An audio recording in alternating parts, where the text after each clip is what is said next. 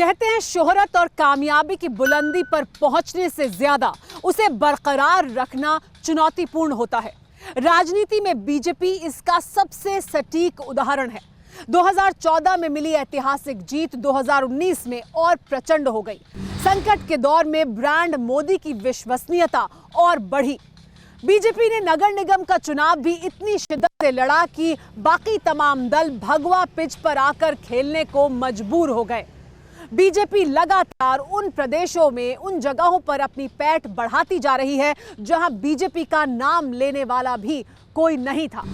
मजबूत कैडर, राष्ट्रवाद का एजेंडा और स्पॉटलेस लीडरशिप की बदौलत बीजेपी का स्वर्णिम काल बढ़ता ही जा रहा है।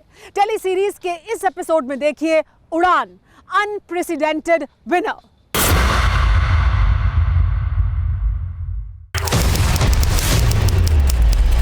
तीन जनवरी 2020 राजभवन भोपाल। मध्य प्रदेश की राज्यपाल आनंदीबेन पटेल ने 2 विधायकों को मंत्री पद की शपथ दिलाई।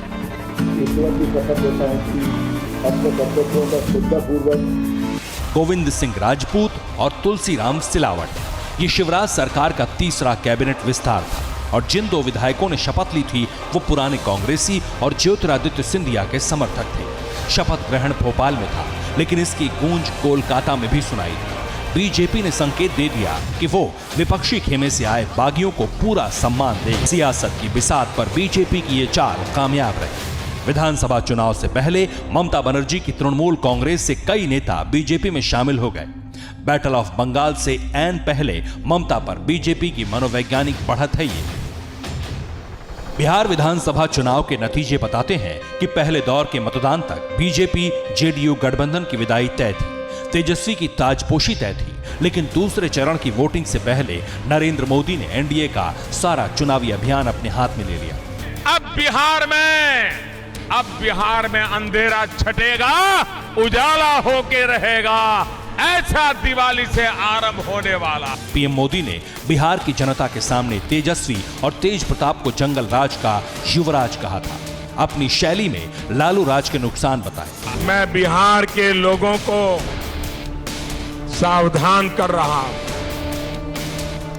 उनकी ताकत बढ़ाने का मतलब है बिहार में फिर से लूटपाट के दिन उस दौर को वापस लाना। मोदी मैजिक काम कर गया। बिहार में एनडीए ने हारी बाजी जीत ली।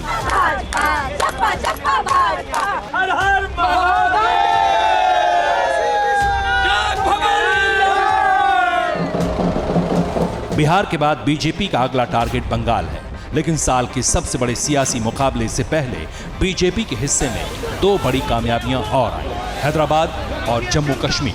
दिसंबर 2020 में हुए ग्रेटर हैदराबाद नगर निगम इलेक्शन में बीजेपी ने हर विरोधी को चौंका दिया। नगर निगम स्तर के चुनाव में बीजेपी ने अमित शाह, जेपी नड्डा और योगी आदित्यनाथ को उतारा था। ओवैसी का गढ़ भगवा पोस्टर और बैनरों से पट गया। बीजेपी का संदेश साफ था, अब वो सियासी सर्जिकल स्ट्राइक के मूड में है। नतीजे आए तो कमाल हो गया। बीजेपी 4 से सीधे 48 सीटों पर पहुंच गई, यानी 12 गुना कामयाबी। ओवैसी की एआईएमआईएम को बीजेपी ने पीछे छोड़ दिया। पॉलिटिकल संकल्प से सिद्धि की ये नायाब मिसाल है।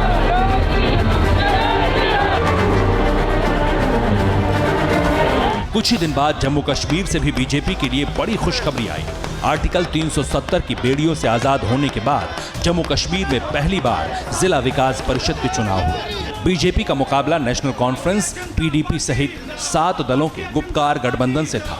22 दिसंबर को वोटों की गिनती शुरू हुई।